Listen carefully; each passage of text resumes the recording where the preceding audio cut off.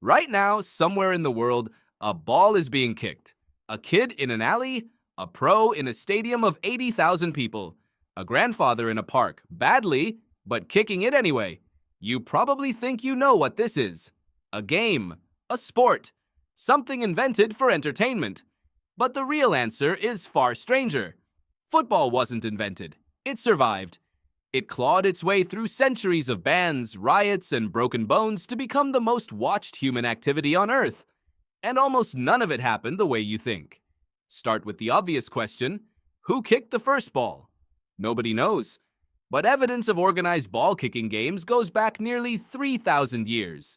In Han Dynasty China, soldiers played a game called kuju, kicking a leather ball stuffed with feathers through a small opening in a net without using their hands. Sound familiar? It should. Historian Stephen Pyle and other sports historians who have studied Kuju manuscripts note that military leaders used it as training. A bored army is a dangerous army. Give them a ball and suddenly fitness looks like fun. But Kuju wasn't football, not the way you'd recognize it. It was closer to a martial drill with a ball attached. The real ancestor of the chaos you watch on Saturday afternoons comes from somewhere much rougher. Medieval England. Picture this: 2 villages, no referee, no fixed number of players. The ball might be a pig's bladder. The goal might be the opposing village's church door, sometimes literally miles away. This was called mob football, and it was less a sport and more a riot with rules nobody enforced. Men kicked, punched, tackled, and occasionally drowned each other in rivers chasing the ball. Deaths were common enough that town records casually mention them. Here's where it gets strange. The kings of England hated this game. Not disapproved of it, hated it. In 1314, King Edward II banned football in London, calling it a public nuisance that caused great noise and disorder. Edward III banned it again in 1363. So did Henry IV. So did Henry VIII, who you'd think had bigger problems. Why did so many kings spend their limited royal energy trying to stop a ball game? Because of archery. Young men were supposed to be practicing longbow skills for war. Instead, they were chasing a bladder through the mud and breaking each other's legs. Football was banned by royal decree for roughly 400 years, on and off, across multiple monarchs, and people kept playing it anyway. Every single time. You can outlaw a game. You apparently cannot outlaw the urge behind it. So, what was that urge? This is where the story stops being about kings and starts being about your brain. Researchers studying play across cultures, including anthropologist Johann Huizinga, in his influential work on human play behavior, argued that organized games aren't a luxury invented by bored civilizations. They're a deep human need. A way to simulate conflict, territory, and cooperation without the lethal stakes of actual war. Football, in its earliest violent village form, wasn't a break from real conflict. It was a slightly safer version of it. Slightly. Fast forward to the 1800s. England's elite boarding schools each played their own version of football with wildly different rules. Some allowed catching the ball and running with it. Some banned hands entirely. Some allowed brutal shin-kicking called hacking, which was considered a normal and even respected part of the game.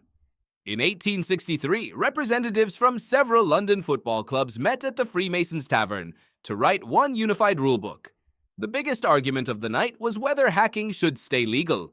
The clubs that wanted to keep kicking each other's shins walked out and went on to form their own separate game. You know it today as rugby. Football, as you understand it, exists because a group of Victorian gentlemen couldn't agree on whether it was acceptable to kick a man's shins on purpose. One side said no. That side won. And from that single disagreement, 2 of the most popular sports on Earth were born. Here's the part that should genuinely surprise you. For decades after football became respectable, it was almost entirely a sport for the wealthy. The first FA Cup, in 1872, was contested mostly by teams full of former public school students.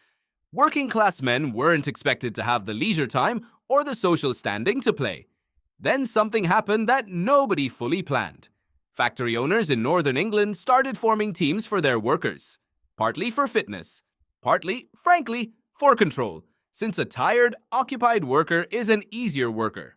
Teams like West Bromwich Albion grew out of a cricket club for workers at a spring factory. Manchester United began as a railway workers team. Arsenal started with workers at a munitions factory in Woolwich. The sport built for soldiers and aristocrats had quietly become the sport of the working class. And once it belonged to them, it exploded. Why did it spread so fast, and so far compared to almost every other game humans have invented? Partly economics. Football requires almost nothing. A ball, ideally, but even that's negotiable. Some open ground. That's it. No expensive equipment, no specialized field dimensions, no required head count. Compare that to cricket, with its precise pitch and gear, or American football, with its padding and rosters. Football's barrier to entry is close to zero. A kid in a Lagos street and a kid in a Buenos Aires alley can play the exact same game with a rolled-up sock. But there's a psychological layer too. Sports psychologist Daniel Memmert, who has spent years studying creativity and decision-making in football, has pointed to something called street football intelligence. The idea that unstructured, rule-light play in childhood builds the improvisational decision-making that produces elite players later. The chaotic, ungoverned version of the game your ancestors played in muddy fields 800 years ago might be exactly why the disorganized kickabout still produces world-class talent today. The mob football of medieval England never really died. It just got organized enough to survive. Now think about what happens in your own body during a match. Not as a player necessarily, as a fan. When your team scores, you don't calmly acknowledge it. You might scream. You might grab a stranger sitting next to you. Researchers studying crowd behavior at sporting events have documented spikes in testosterone and cortisol in fans, not just players, particularly when watching a close, high-stakes match. Your body doesn't fully distinguish between watching your tribe compete and being part of the competition yourself. You are, neurologically, still standing in that medieval field, watching your village chase a bladder toward a church door, hoping desperately that your side wins. That's the twist hiding under all of this. You think football is entertainment you consume. It might be closer to a 400-year-old survival instinct you never outgrew. Every chant in a stadium, every flare lit in a stand, every grown adult crying after a missed penalty. None of that is really about a ball going into a net. It's about belonging to a group and watching that group win or lose, the same primal mechanism that once decided whose village got bragging rights and whose got bruises. Kings tried to ban it for 4 centuries. Aristocrats tried to keep it exclusive for decades. Neither worked, because the thing underneath the game was never really about the rules. It was about something older than any rule book. The need to compete, to belong, to chase something together, even when that something is just a leather ball stuffed with feathers, kicked through a field. 800 years ago, by men who had no idea they were starting the most watched ritual on the planet. Right now, somewhere in the world, that same ball is being kicked. And whether you realize it or not, some very old part of you is still watching it like your life depends on it. If this made you see football differently, that's exactly the point. Follow for more stories like this one, drop a like, and tell me in the comments which part surprised you the most.